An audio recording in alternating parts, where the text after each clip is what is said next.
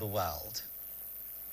Principal, many students abducted as suspected bandits raid schools in Ogbomoso. Alien illegal miners handed over to NSA over terrorism financing. On the foreign scene, fresh Ebola outbreak kills 65 in DR Congo.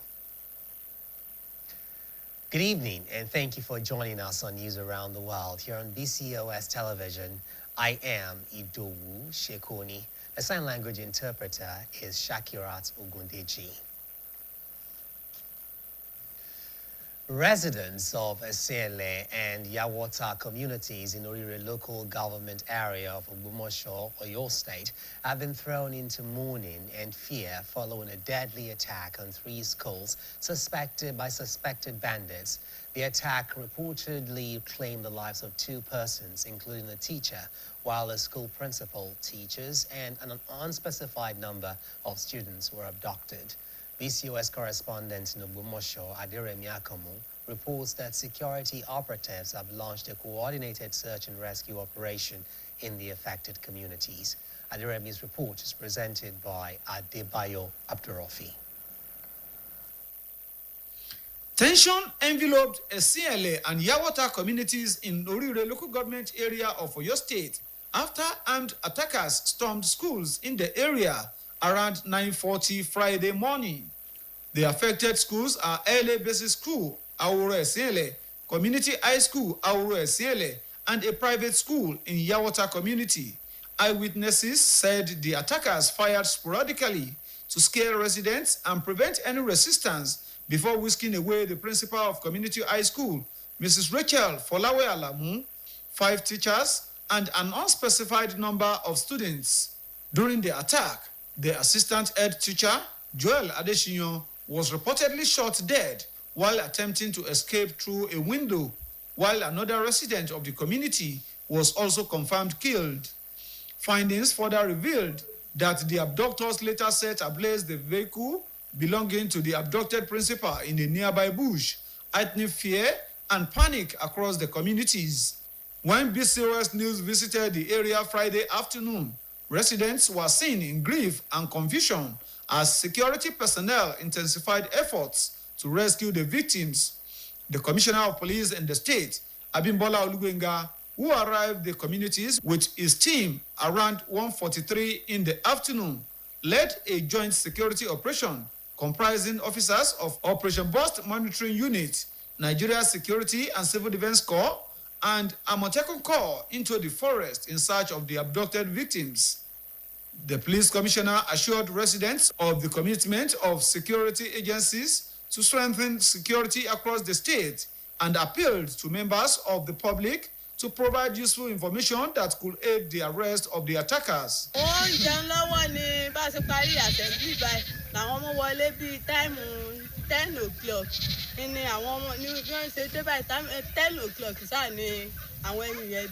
So our one in class is going to say, so move. So move sí wọ́n sá sọ ọmọ tí mo gbé lọ́wọ́ báyìí. Wọ́n sá jí ọmọ ń gbà ní ọwọ́ mi. Jíjí gáàsì wọ́n jí bàbá ni mo bá fẹ́ wọn ẹ dákun ẹ ṣàánú mi. Wọ́n bá fi sọwọ́ ibi tí wọ́n tún ti sọwọ́ sí kí mo lọ báyìí lẹ́lòmíì ló tún gbáyà mi bọ̀. Àwọn ọmọ tó sá kò ní skul wa ó pọ̀ wọ́n sì tún gbé staff. Also reacting to the incident, the Commissioner for Education in Oyo State, Olusegun Olayiwola, described the attack on the schools as barbaric. He said government and security agencies were intensifying efforts to secure the safe release of all abducted victims. Secondary school worker, principal school,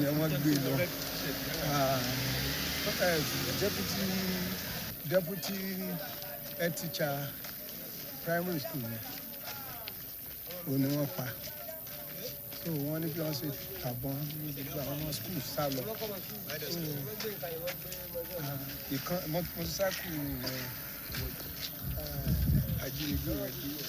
Similarly, the Permanent Secretary and Tutor General, TESCOM Ogbomoso Zone, Mrs. Salimat Ayigboyin, described the incident as a serious threat to education and peaceful coexistence in the area. That is very disheartening, very inhuman. The three communities were thrown into money mood. In fact, it's a great problem and a great threat to the peace of the community. You can see that since morning, nobody has been able to sit. The moment we had at the office, we have to move out. So the community, we can all see that the communities are very peaceful, very loving, but every place is thrown into chaos. So it is a great threat to human existence. As at the time of filing this report, security operatives were continuing coordinated search and rescue operations in the forest to secure the release of the abducted victims unarmed. Meanwhile, the Oyo State Police Command has confirmed the commencement of a massive manhunt and rescue operation following the abduction of pupils, students and staff members in Orire local government area of Oyo State. According to a statement by the police public relations officer, DSP Olayinka Ayolade, tactical teams, intelligence platforms, and other operational assets have since been deployed to the area. This is to ensure the rescue of the victims, prevent breakdown of law and order, and apprehend those behind the attack. The police command appealed to residents to remain calm, vigilant, and supportive by providing useful information that could aid ongoing rescue and investigation efforts. The Oyo State Universal Basic Education Board, Oyo SUBEB, has expressed deep sorrow over a deadly attack on schools in Haoro Esiele community in Orire local government area of Oyo State. The tragic incident reportedly led to the killing of a teacher and the abduction of several pupils, throwing the community into fear and mourning. In a statement signed by the executive chairman of Oyo SUBEB, Nureni Adeniro, the board described the attack as a painful moment for the education sector in the state. The incident occurred at LA School, Haoro Esiele, and Community Grammar School, Haoro Esiele, while the exact number of abducted pupils has not yet been confirmed. Oyo SUBEB assured parents and residents that security agencies are working tirelessly to rescue the victims and restore peace in the area. According to the statement, the Commissioner of Police is coordinating operations, while a tactical response team and intelligence officers have been deployed to handle the situation. As a precautionary measure, the board directed all primary schools in nearby local government areas, including Surulere, Oyo East, Orire, and Olorunshogo, to close temporarily. The board also appealed to the public to remain calm and to avoid spreading false information, while sympathizing with the family of the slain teacher and promising that government will not rest until the abducted pupils are safely returned. An unspecified number of students of Musa Primary and Junior Secondary School in Askira Uba local government area of Borno State are feared to have been abducted when some armed members of Boko Haram and ISWAP terrorists invaded their school premises in the early hours of today. Musa is a remote village and shares a border with Sambisa Forest, an enclave and hideout of terrorists, as sources reveal that the insurgents stormed the school on motorcycles barely 10 or 15 minutes after troops left the community. Meanwhile, Deputy Speaker of the Borno State House of Assembly, Right Honorable Abdullahi Askira, who also hails from Askira Uba local government area, confirmed the school invasion by terrorists today. Describing the situation as disheartening, the Deputy Speaker noted that the incident signifies that the insurgents were spying on the movement of troops before they struck and promised to give further details as the situation unfolds. Efforts to get the police public relations officer, ASP Kenneth Dasso, to comment on the incident proved abortive as of press time. You're watching News Around the World on BCOS television. We pause now for a short commercial break. Please stay tuned. Ẹ̀kọ́ dìrọ̀rùn. Àmọ́ èmi gẹ́gẹ́ bí abiyamọ, mo rí ìpèníjà fún ọmọ mi. Nítorí ẹ̀ ni mo ṣe máa ń fún ní Bonvita mo lójoojúmọ́. Bonvita ń fún wọn ní agbára láti máa yege lójoojúmọ́. When malaria knocks you down, you can be sure parasites are having a party in your system.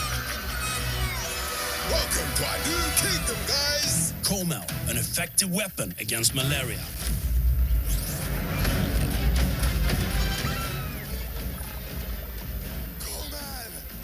Attacking the parasite army directly to give you express relief and get you back on your feet effectively. Comel on malaria gone. The home is under attack, but not for long, because Hypo is here. Dirty floors and surfaces. Not on our watch. Dirty and stains don't be do shakara. We got the remedy, original palasa. Hypo, go hypo. Germs always find a way back. No green. Protect every day with Hypo. My skin is my identity, my strength. It's unique and deserves care made specially for me. New Nivea Radiant and Beauty Even Glow, enriched with 95% pure vitamin C and pulp extract. For visibly radiant and even-toned skin in just 2 weeks. New Nivea Radiant and Beauty Even Glow, for your shade of beautiful. Alright everyone, no put your ideas, make we talk. Time don't reach to rearrange this house to give una small wisdom.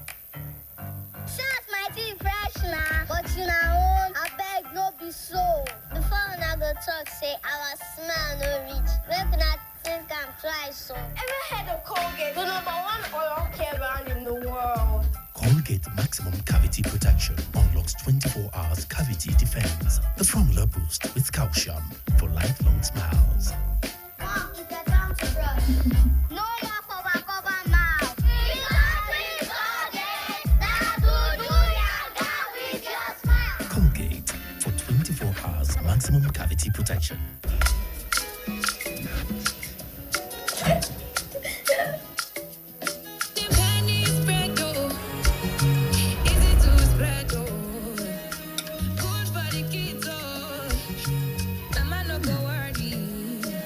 Kiddos. Thanks to Golden Penny Spread, easy to spread and good for the family.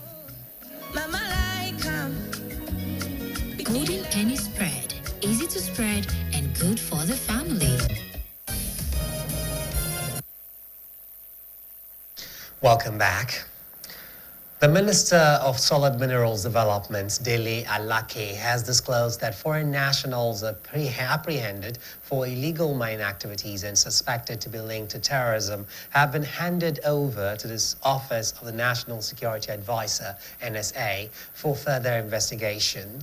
Alake made the disclosure today while fielding questions from newsmen at an event in Abuja on claims by some U.S. lawmakers linking illegal Chinese mining to terrorism funding in Nigeria. Though he did not specify the number of foreign nationals handed over to the office of the NSA, Alake further disclosed that over 327 persons, including foreign nationals, have been apprehended for illegal mining. He noted that of the apprehended persons, about 142 of them will face prosecution and about 3,000 mining licenses revoked. The minister asserted that given the victories in the solid minerals sector, as well as other sectors in the country, President Tinubu's reforms will overcome decades of corruption and weak institutions in Nigeria. The debate surrounding the federal government's proposed $1.25 billion World Bank loan has continued to generate mixed reactions among stakeholders, with experts expressing divergent views on its implications for the nation's economy. Our reporter, Olamide Olabi, who monitored the AM 120 program, has the details. An economist, Dr. Adekunle Onile, says borrowing by government should not be seen as a calamity, stressing that continued access to international loans reflects a nation's creditworthiness. Speaking on the AM 120 program, Dr. Onile explained that although some loans may appear excessive, many are specifically targeted at infrastructural development and long-term economic growth. According to him, the impact of such facilities may not be immediately visible, but their benefits often manifest over time through improved infrastructure and economic expansion. He added that rising debt profiles are commonly associated with growing economies, noting that development initiatives naturally attract increased borrowing. we should be circumspect about this issue of loan. And a good dose of education and purpose must be put forward before Nigerians, so that we don't derail both the citizen and then the government. Now, as I've always stressed at different fora, loan is not a calamity. Loan is not something that makes you a debtor, per se, in quotes. You are a debtor. But when you talk in terms of Nigerian usage of the word debtor, people see you as insolvent. That is not the situation. As a matter of fact, if you keep on getting more loans, it means you are credit worthy. If you are not, nobody will give his money to somebody who has defaulted or is defaulting. Also speaking, public affairs analyst Bright Richard said although he once believed borrowing was not harmful, recent developments have made him reconsider his position, likening the situation to a child playing with fire. He lamented that more than 60 trillion naira had reportedly been borrowed by the present administration since inception, with little visible impact on the nation's economy. The analyst questioned the utilization of the borrowed funds, stressing the need for greater transparency and accountability in public spending. Richard, however, commended the governor of Oyo State, Engineer Seyi Makinde, for what he described as the effective deployment of borrowed funds towards infrastructural development and economic growth in the state. When it comes to loan, it depends on who is borrowing. Now, from 2023 to date, it is perceived or on record, this administration have collected over 60 trillion naira in terms of loan. Now, look at the economy. Does the economy actually look like what 60 trillion naira have been invested into? And that was why Nigerians have to flood the social media handle of the World Bank.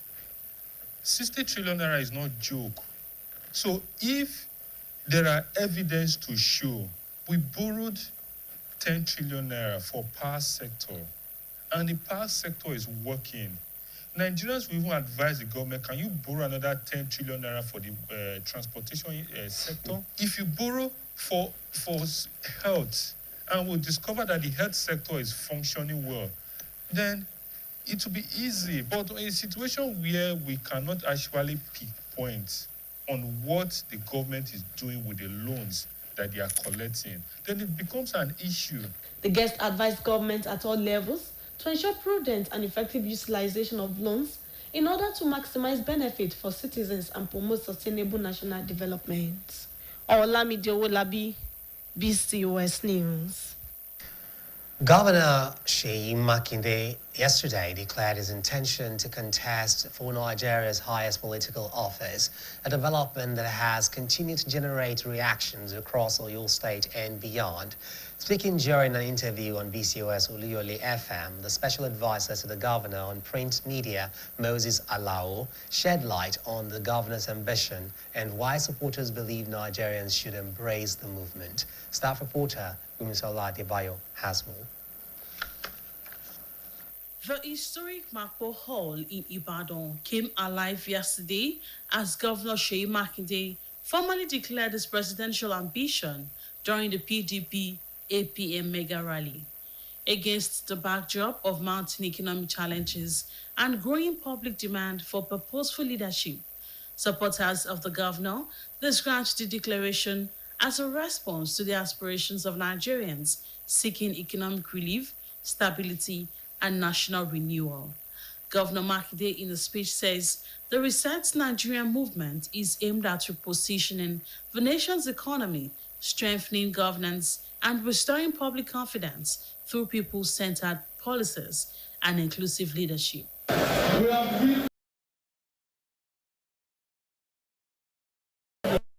parties in our country. With the aim of taking Nigeria to a one-party system. Without a multi-party system, there is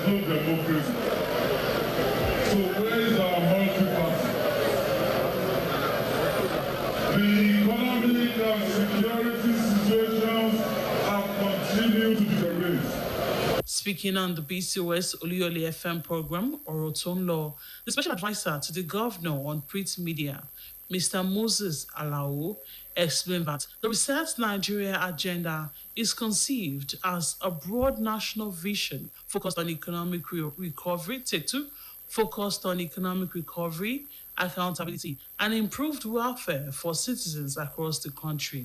That decision to declare ambition to run for president was influenced largely by the yearnings and aspirations of the Nigerian people, who have been outdone in by the harsh economic policies of the current federal government. We have all been here. For people who are above the age of 10, 15, we know how this economy was 10 years ago, 12 years ago, 7 years ago. Yes, things have never been woo, but every day, things keep getting worse. Things keep getting harder for the people. And people are shouting. People are asking for change. That aspiration for change influenced Governor Makinde to declare his ambition to run for president. He further noted that consultations and engagements are ongoing across different parts of the country to ensure that the vision behind the movement resonates with Nigerians, irrespective of political, ethnic, or regional affiliations. So he's not doing this alone. He's not fishing from a lone pool. He's working with everyone. And as I said yesterday, the Reset Nigeria movement and everything that happened in Ibadan was just one of a kind. Others will also follow. There will be handshakes across the entire country with a view to making sure that this present federal government that has brought hardship upon the people does not continue in power. As political activities gradually gather momentum ahead of next general election cycle, political observers say the declaration by Governor Seyi Makinde has added a new dimension to national political conversation, with many Nigerians expected to closely watch how the Reset Nigeria movement unfolds in the months ahead. Bimson Adebayo, BCOS News. We have another short commercial break. Please don't go away.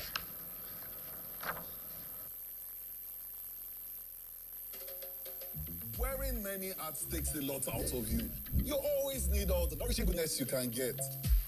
Especially if you're someone like me that is an actor. I can't do this anymore. Voila. I'm breaking up. Voila! The taste is irresistible. A PhD student. Rich in B vitamins for focus. Did I mention that I sing? Sorry, what's the line again? Just the nourishment I need. And full-time foodie.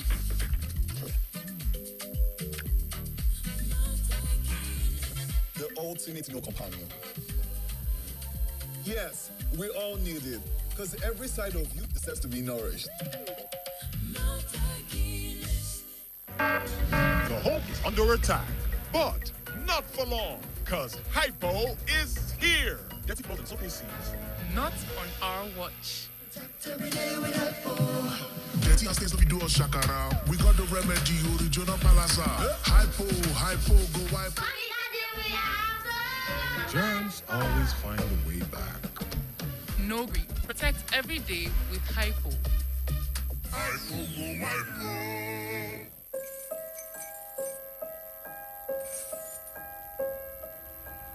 Super Malt Multivitamin Active Teens.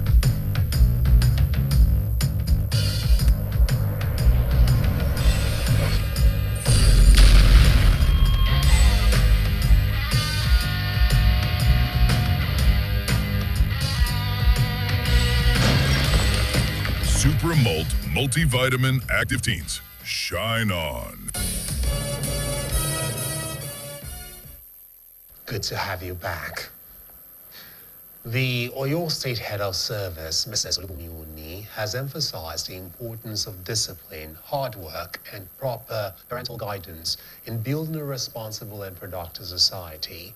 Mrs. Oni stated this while featuring on the BCOS television's flagship program, Guest of the Month. Our reporter, Olamide Uwolabi, reports. Edition of BCOS Radio and Television's flagship program, Guest of the Month, featured the Oyo State Head of Service, Mrs. Olubumi, who spoke extensively on the civil service, child upbringing, leadership, and societal values. Reflecting on her journey from childhood to attain the position of Head of Service, Mrs. Oni attributed her success to the strong educational foundation laid by her father, describing education as the greatest legacy that positively shaped her and her siblings. Speaking on child upbringing, Mrs. Oni noted that what many children often perceive as strict discipline may eventually become a valuable guide towards a successful future. She stressed the need for parents to help children understand the reasons behind discipline and encourage them to be responsible at all times. It's book. You have to read. And when it's time for news, my father will ensure that we stay by the television set when he eventually got one for us, so that we can listen to the news. We will buy newspaper so that we can read. All just in the form of education. We ask us to read our books because that is the only legacy he can leave behind for us. He will tell us, I don't have any property to leave back. I don't have any house or anything to leave back. But education is what I will invest in, and that is the only property I will leave behind for every one of you. And true to it, that is the property left behind. Though he has structure in few places, but he believes that it's not where we are going to live. And whatever we are going to live from there will not even sufficient to take care of any one of us, but our education. That is what has taken all of us to wherever we find ourselves today.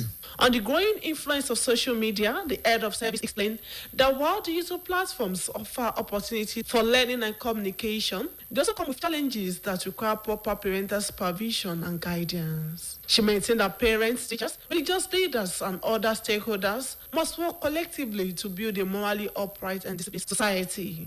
Speaking on her experience working in a male-dominated environment, Mrs. Oni said she does not see herself as limited by gender, adding that the workplace demands equal commitment, competence, and dedication from everyone. I don't see myself as a female being in my workplace. I believe that the system requires the same thing from all of us. And we should all be ready to put that in. So whether you are a man or a woman, a girl or a boy, you should be able to give what the society demands, what the system demands. So at my workplace, right from the first day, I put in my best, because that is the value that have been instilled in me while growing up. Because when you do your best, your supervisors will like you. They will give you assignments. They will send you to places. And that's actually finding out. Mrs. Oni further emphasized that diligence, excellence, and consistency remain essential virtues for career growth, noting that hard work naturally distinguishes individuals for greater responsibilities and leadership opportunities. Olamide Uwolabi, BCOS News. As Nigerians continue to grapple with rising food prices, the increasing cost of pepper and tomatoes has become a major concern for many households. While traders attribute the hike to seasonal changes and rising transportation costs, consumers say the situation is putting more pressure on their feeding budget and reducing their purchasing power. Our reporter Abimbola Shawande visited Bodija Market in Ibadan. Our report is presented by Bimbo Akombi.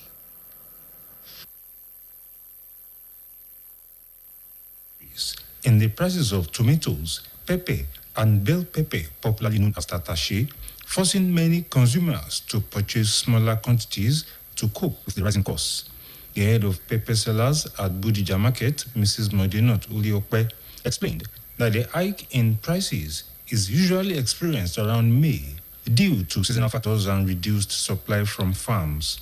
According to her, a bucket of tomatoes, which previously sold for between 3,000 and 4,000 naira, now costs between 10,000 and 12,000 naira, with a bucket of pepper currently selling for about 10,000 naira.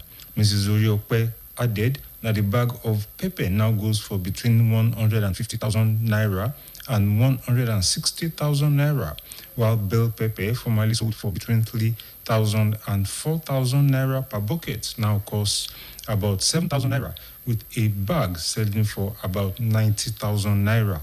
kò sí nǹkan tá a fẹ́ ṣe tó máa sì kú ẹ̀ ni tó bá ti di bí oṣù karùn-ún lọ sókè bíi may lọ sókè àtàwọn lọ́la ta ó ti tán láti ilẹ̀ haúsá omi ò ti ba àtàwọn jẹ́lẹ̀ haúsá a máa retí ìtọ̀dọ̀ wa ń bì bí tọ̀dọ̀ wa bí bá ti jáde títí june july ní gbogbo ẹ̀ ló máa sọ kalẹ̀ padà tẹ́lẹ̀tẹ́lẹ̀ bọ́kẹ́ẹ̀tì tòmátò 3,000 3,500 ó wọ́n jù tẹ́lẹ̀tẹ́lẹ̀ 4,000 but nísìn 10,000.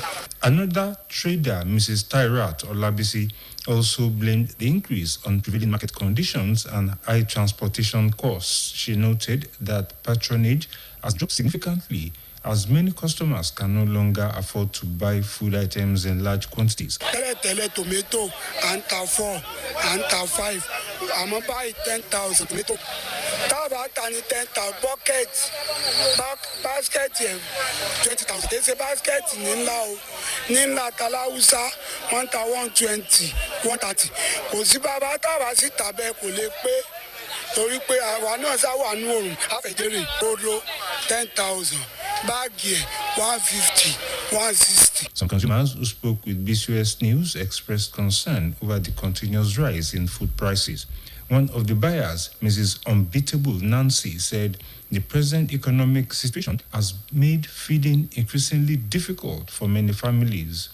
She explained that food items that previously cost about 5,000 naira now sell for as much as 10,000 naira. Anytime it's expensive, we try to cut our quotes according to our sizes. So it's just that the quantity of soup and everything we are cooking is not as much than before. Even the qualities are not like before. Look at this pepper now. They said it is 7,000, and it is not the fresh one, it's the Esha. So imagine buying Esha for 7,000. Then what are you talking about for the fresh ones? Traders and consumers appealed to government to intensify efforts at stabilizing food prices and improving economic conditions to ease the burden on Nigerians. All right, we have another short commercial break. When we return, it's time for the sports segment of the news. Please don't go anywhere. It's under attack, but not for long, because Hypo is here. Dirty floors and surfaces.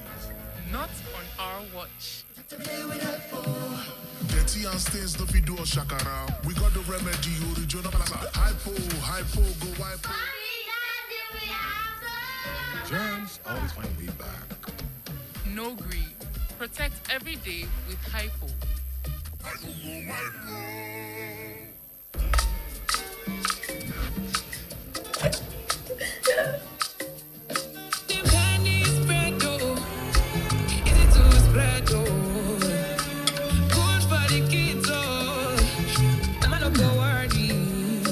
Done, kiddos. Thanks to Golden Penny Spread, easy to spread and good for the family. Mama like Golden Penny Spread, easy to spread and good for the family. To the sports segment of the evening news. My name is Toby Ajewole. The National Sports Commission has praised Nigeria Weightlifting Federation and Team Nigeria for their dominant display at the 2026 Africa Senior Weightlifting Championships and the 16th Mediterranean Cup in Ismaila, Egypt. After just 2 days of competition, Nigerian athletes have secured 10 gold and 5 silver medals. NSC Chairman Shehu Diko hailed the performance as a reflection of Nigeria's renewed focus on sporting excellence. Diko also congratulated the federation, coaches and athletes while expressing optimism for the upcoming Commonwealth Games. Director General Honorable Bukola Olopade urged the team to maintain focus despite the strong start, stressing the need for mental strength and sustained momentum as qualification efforts continue. The Commission reiterated its full support for federations and athletes, elevating Nigeria's global profile. The stand-up performances include Ruth Iyonga Suko in the women's 48 kg and the clean and jerk sweep with 3 gold. Onome Omolola Dide in the women's 53 kg class with 3 gold medals in the 87 kg snatch, 105 kg clean and jerk, with a total of 192 kg. Rafiat Afolac in the women's 58 kg class got a total of 3 gold medals. And in boxing, newly appointed chairman of the Nigeria Boxing Federation's Pro Boxing Committee, Azania Omuagege, has vowed to boost earnings for professional boxers by attracting credible promoters who can build sustainable careers. He highlighted the disparity where celebrity bouts such as Kata Efe's 50 million naira prize for defeating Portable on May 1 far outweigh most pros. Omuagege said the focus was on creating a structured system with promoters who prioritize fighters' long-term growth and fair rewards. He emphasized boxer welfare, more regular fights, and better purses, noting that improved business structures will enhance overall welfare. His appointment comes as professional boxers gain Olympic eligibility, increasing the need for proper oversight. And in football, New Flying Eagles coach Abdulmai Kaba has appointed his backroom staff, Ortega Deniro as the first assistant, Abdullahi Bifo as the second assistant, and Usman Mohammed as goalkeeper trainer. The under-20 team resumes camp in Abuja on Sunday, May 17th, ahead of the Wafu B Under-20 Boys Championship in July, which serve as qualifier for the 2027 Africa Under-20 Cup of Nations. Meanwhile, new Golden Eaglets coach Eboborishe Wejamomori named Olumide Joseph Ajibolade as his first assistant, while Mohammed Khalil Kachla will be the second assistant, as Abdullahi Isa will be goalkeeper's trainer. The Under-17 squad is targeting a return to the FIFA Under-17 World Cup and the 6th global title, with the WAFU B Under-17 Championship in September acting as qualifier. And in international news, Japan has omitted Brighton winger Kaoru Mitoma from their 26-man squad for this summer's World Cup due to a hamstring injury sustained last weekend. The 28-year-old will also miss Brighton's final 2 Premier League matches. Manager Hajime Moriyasu described the absence as a loss of a major presence and wished Mitoma a swift recovery. Japan opened Group F against the Netherlands on June 14th. And in Spain, Kylian Mbappe admitted he was a fourth-choice striker at Real Madrid after starting from the bench in their 2-0 win over Real Oviedo. The Frenchman, who entered in the 69th minute, was whistled by some fans. Vinicius Jr., Gonzalo Garcia, and Franco Mastertuono started ahead of him. Mbappe has been silent recently with a thigh injury. And that will be all. And it's back to news around the world. My name is Toby Atwoli. Thanks, Toby, for the sports stories.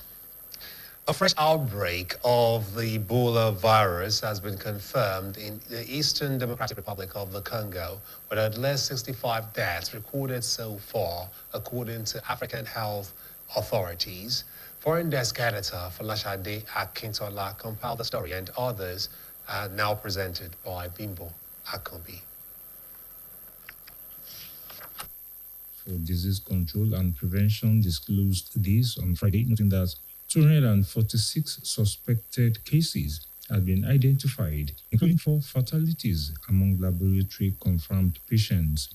Health officials said the outbreak was detected in Ituri province, located in the eastern part of the country. Africa CDC noted that it is closely tracking development and has already convened an emergency high-level coordination meeting involving authorities from the DRC, Uganda, South Sudan, and international health partners to strengthen cross-border surveillance, preparedness, and response measures. Ebola virus disease, first discovered in 1976, is a severe and highly infectious hemorrhagic illness transmitted through direct contact with infected bodily fluids. The disease can lead to severe bleeding, organ failure, and death if not contained quickly. Over the past 5 decades, Ebola outbreaks across Africa have reportedly claimed about 15,000 lives. Health authorities have urged residents and neighboring countries to remain vigilant and promptly report suspected infections to help contain the spread of the virus. In the meantime, 5 Italians have died in a scuba diving accident in the Maldives, the foreign ministry in Rome has said. 4 of the divers were part of a University of Genoa team, including Professor of Ecology Monica Montefalcone, a daughter, and 2 researchers. The Maldives military said one body had been found in a cave about 60 meters underwater, and the other 4 divers were believed to be also there. It said divers with special equipment had been sent to the area, describing a search operation as very high risk. The incident is believed to be the worst single diving accident in the tiny Indian Ocean nation, a popular tourist destination because of its string of coral islands. The 5 Italians entered the water on Thursday morning, local media reported. Also, French prosecutors say a 15-year-old boy has been killed and a boy of 13 is fighting for his life in a suspected drug-related shooting in the western city of Nantes. The attackers were wearing balaclavas and used automatic weapons, according to the country's Interior Minister, Laurent Nunez. The 13-year-old is in a critical condition and the boy was also wounded. The shots were fired at 3 young men, said Nantes prosecutor Antoine Leroy, who believed the attack was a settling of scores in relation to drug offenses. This was an assessment resolutely rejected by the 15-year-old boy's aunt, named as Paula, from Nantes' working-class neighborhood of Port Boyer. She told reporters her nephew was not a criminal. Bimbo Akambi, BCOS News. To end news around the world, here again are the top stories. Residents of Esiele and Yawota communities in Owerri local government area of Ogbomoso, Oyo State, have been thrown into mourning and fear following a deadly attack on 3 schools by suspected bandits. The Minister of Solid Minerals Development, Dele Alake, has disclosed that the foreign nationals apprehended for illegal mining activities and suspected to be linked to terrorism have been handed over to the Office of the National Security Advisor, NSA, for further investigation. On the foreign scene, a fresh outbreak of the Ebola virus has been confirmed in Eastern Democratic Republic of the Congo, with at least 65 deaths recorded so far, according to African health authorities. BCOS TV is now on Niger TV app, and you can watch us from any part of the world. Also, the BCOS website is live. Kindly visit www.bcostv.com. Alternatively, you can watch us on GoTV, channel 134, and on Star Times, channel 113. Now, before I go, late night outing is conducive to criminality. Do not keep late nights. That's news around the world from me and the crew here. Many thanks for watching. Good night.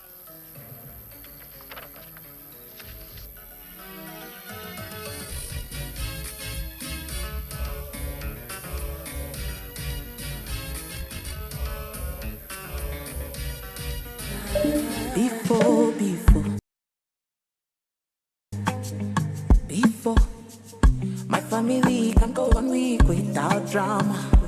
1 week, 1 wahala. Mama, brother, papa, sister, before. Any beef supposed stay inside bottle. Maggi Star is crafted from fermented soybeans, onions, chili flavor, and cloves in a way only Maggi knows. Okay, now my Maggi make it right. Come with piece of peace. Oh no, come at all, oh, before. Maggi Star, making every meal special and special moments unforgettable. Maggi, love, Maggi, so good together. Me and Maggi, so good together. The home is under attack, but not for long, because Hypo is here. Dirty floors and surfaces, not on our watch. Every day with Hypo. Dirty and stains, no video shakara. We got the remedy, original palasa. Hypo, go Hypo. Germs always find a way back. No green. Protect every day with Hypo. Hypo, go Hypo. Football lovers, movie lovers, family entertainment fans, get ready for something big because StarTimes is giving you Over Jara. For a limited time, when you recharge for 2 months, you get upgraded to the next bouquet free. That's more sports, it's more movies, it's more kids shows, more entertainment and no extra cost. Over Jara. StarTimes. Enjoy digital life.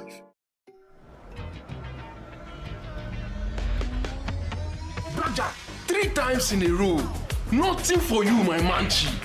If it's sure for you, run am again. Make we bet. Win big on Betano Casino. Register today and get a welcome bonus of up to 200,000 naira plus 100 free spins. Make we bet. Betano. Nigeria, we've always been a communal nation. But how do we prove this and how do we access essential services? Introducing Local Government Proof of Address Initiative. It's your key to a more secure and prosperous future. With the POA initiative, it has become easy to track and prevent crimes. Imagine this, a customized verifiable proof of address issued by your own local government where you reside. No more guesswork. With my new proof of address,